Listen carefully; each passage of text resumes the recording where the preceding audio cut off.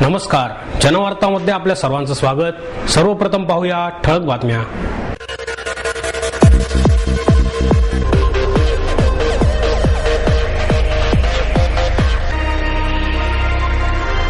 श्रीमती काशीबाई नवले महाविद्यालयाच्या व्यवस्थापन शास्त्र विभागातर्फे उद्योजकता विकास या विषयावर राष्ट्रीय परिसंवादाचे आयोजन।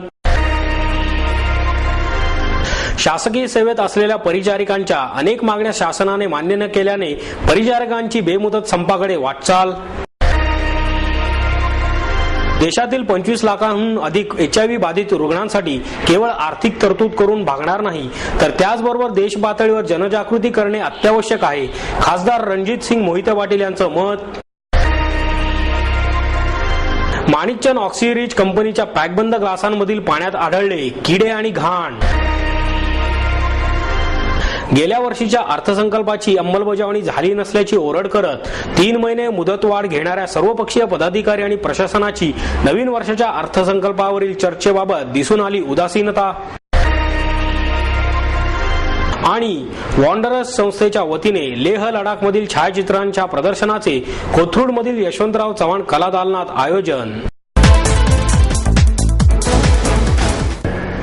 श्रीमती काशीबाई नवले महाविद्यालयाच्या व्यवस्थापन शास्त्र विभागातर्फे उद्योजकता विकास या विषयावरील राष्ट्रीय परिसंवादाचे आयोजन करण्यात आले। सिंहगड टेक्निकल एज्युकेशन सोसायटीचे श्रीमती काशीबाई नवले अभियांत्रिकी महाविद्यालयाच्या व्यवस्थापन शास्त्र विभागातर्फे व्यवस्थापन शास्त्र विद्यार्थ्यांमध्ये उद्योजकता विकास या राष्ट्रीय परिसंवादाचे आयोजन 9 ते 11 मार्च दरम्यान करण्यात आले होते। 3 दिवस चाललेल्या या परिसंवादामध्ये या क्षेत्रातील तज्ञांनी मार्गदर्शन केले। मुंबईतील नीटी संस्थेतील विद्यार्थी उपक्रम कक्षाचे सल्लागार डॉक्टर प्रसाद यांनी आपल्या नाविन्यपूर्ण शैलीमध्ये उद्योजकता विकासाचे मंत्र सीको सोचो, सोचो बेचो, बेचो सोचो याने उपस्थितांना मंत्रमुग्ध केले। नॅशनल एंटरप्रेन्योर नेटवर्कचे मुख्य मेंटर श्री राज भट यांनी बूटस्ट्रॅपिंग म्हणजेच आपली कल्पना प्रत्यक्षात कशी उतरवावी याविषयी मार्गदर्शन केले।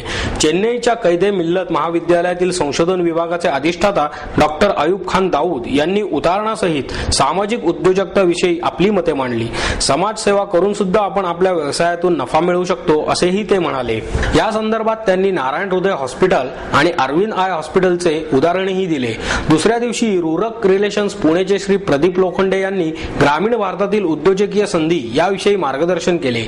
देशातील 70% जनता ग्रामीण भागात असून सर्व राष्ट्रीय आणि बहुराष्ट्रीय कंपन्यांचा या बाजारपेठेवर डोळा आहे। या क्षेत्रात युवकांना भरपूर संधी आहेत असे त्यांनी ग्रामीण भारताविषयी आकडेवारीसह पटवून दिले। सॉफ्टस्पिन कॉम्प्युटर सर्व्हिसेसचे मुख्य कार्यकारी अधिकारी श्री विजय साठे यांनी नवीन अर्थव्यवस्थेत उपलब्ध असणाऱ्या विविध संधीविषयी मार्गदर्शन केले। जागतिक अर्थव्यवस्थेतील घडामोडी आणि उद्योग जगतावर त्याचे होणारे परिणाम याबद्दल त्यांनी माहिती दिली।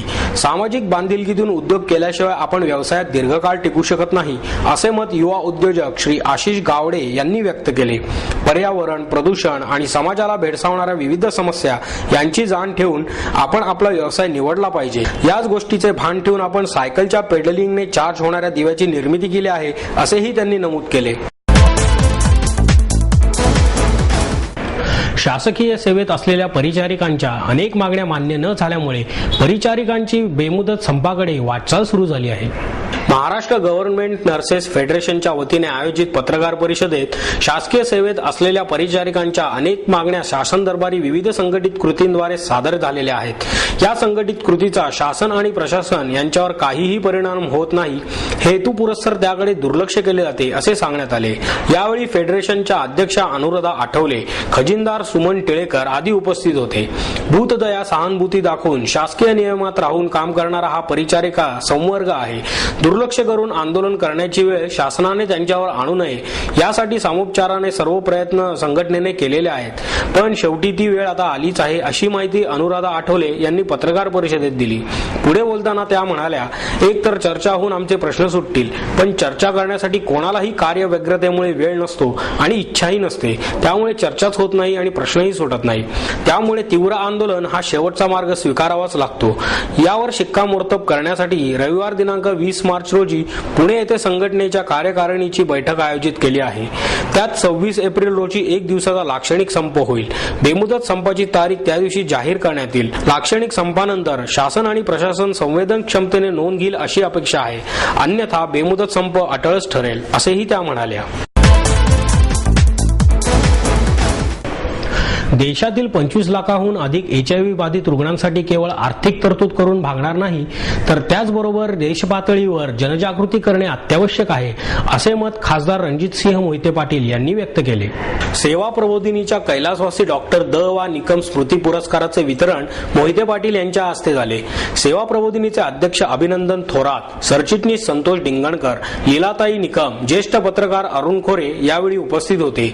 बेघर, अनाथ, निराधार मुलांना सावली देणारे निदेश बनसोडे यांना कैलासवासी डॉक्टर द वी निकम पुरस्काराने सन्मानित करण्यात आले। राजकारणाचा अभ्यास करून भविष्य वर्तवणारे विजयकुमार स्वामी यांना राजज्योतिषी पुरस्काराने सन्मानित करण्यात आले। मोहिते पाटील म्हणाले की समाजाची बांधिलकी म्हणून काम करणाऱ्यांचा गौरव करण्याचा सेवा प्रबोधिनीचा उपक्रम स्तुत्य आहे। चांगले काम समाजासमोर येण्यास मदत होते। अभिनंदन थोरात यांचे कामही मोठे आहे। सगळ्या घटकांना एकत्र आणण्याचे काम ते करीत आहेत। त्यांचे उपक्रम राज्याच्या विकासाच्या दृष्टीने पूरक आहेत। HIV बाधित रुग्ण असलेल्या जिल्ह्यांची निवड करण्यात आली आहे। त्यात राज्यातील 14 जिल्हे आहेत। 2 वर्षांपासून HIV बाधित रुग्णांचे प्रमाण कमी होत आहे। हे जरी एका बाजूला असले तरी अजूनही या समस्येवर जनजागृती करण्याची आवश्यकता असल्याचे त्यांनी सांगितले। खासदार निधीतून 3 लाख रुपये सावली संस्थेला देण्याची घोषणा त्यांनी केली। सत्काराला उत्तर देताना निदेश बनसोडे म्हणाले की ज्या ज्या कार्यकर्त्यांनी मुलांसाठी भाकरीचा कण दिला त्यांना हा पुरस्कार अर्पण करतो। शून्यातून कामाला सुरुवात केली, निराधार मुलांना सावली देण्याचे स्वप्न बघितले, अनेक अडचणी आल्या पण परिश्रमाला फळ मिळाले। समाजातून अनेक हात मदतीचे पुढे आले। नवीन वास्तू उभी राहत आहे। 50 मुलांना स्वतःचे घर मिळणार आहे। पाडव्याच्या मुहूर्तावर नव्या जागेत स्थलांतरित होत असल्याचेही त्यांनी सांगितले।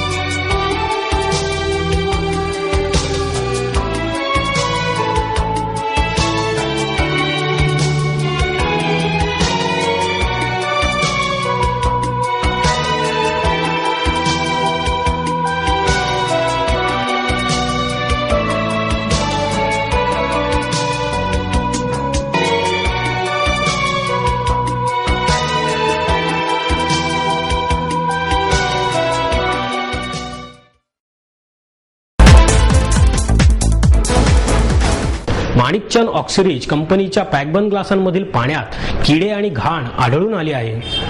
पिण्यासाठी मागवण्यात आलेल्या पॅकबंद ग्लासांमधील पाण्यात घाण आणि किडे निघाल्याची घटना राजेंद्रनगरमध्ये घडली।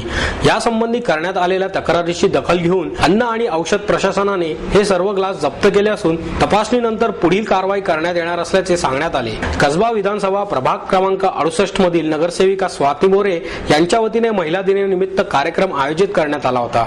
तेथे उपस्थित असलेल्या महिलांसाठी माणिकचंद ऑक्सिरीज कंपनीचे पाण्याचे पॅकबंद ग्लासेस मागवण्यात आले होते।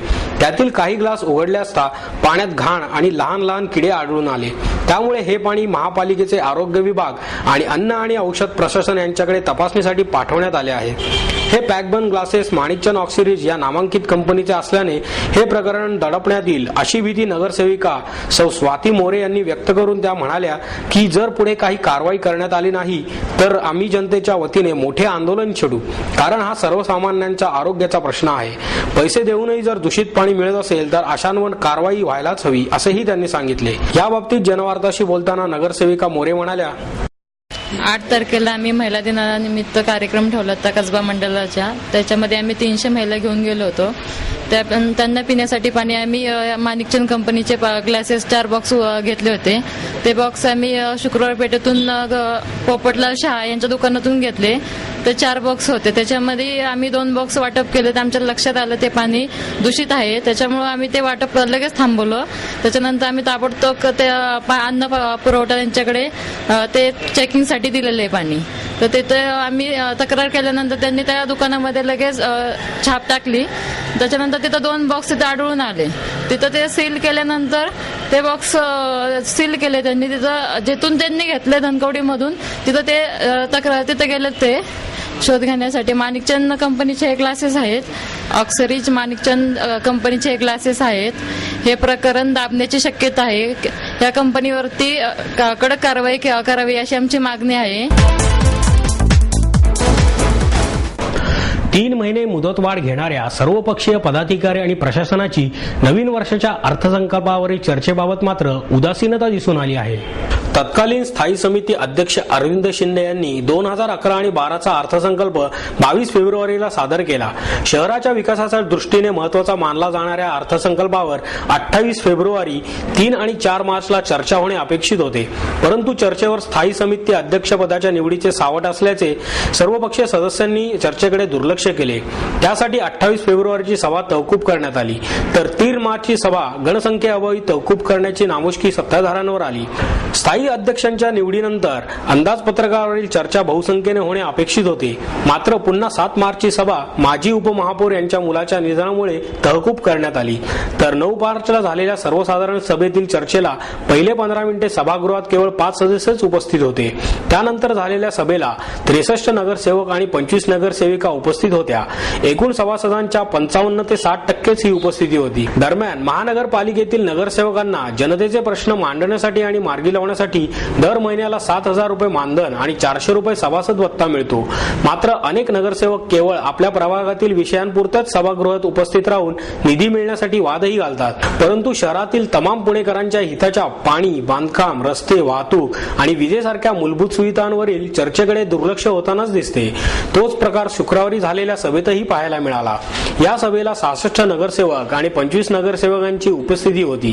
प्रत्येक जण अंदाजपत्रकांवर भाषण करण्यासाठी आग्रही होते. त्यामध्ये मूळ अंदाजपत्रकावर चर्चा करण्याऐवजी प्रशासनावर टीका आणि राजकीय टीका टिप्पणींवरच भर होता.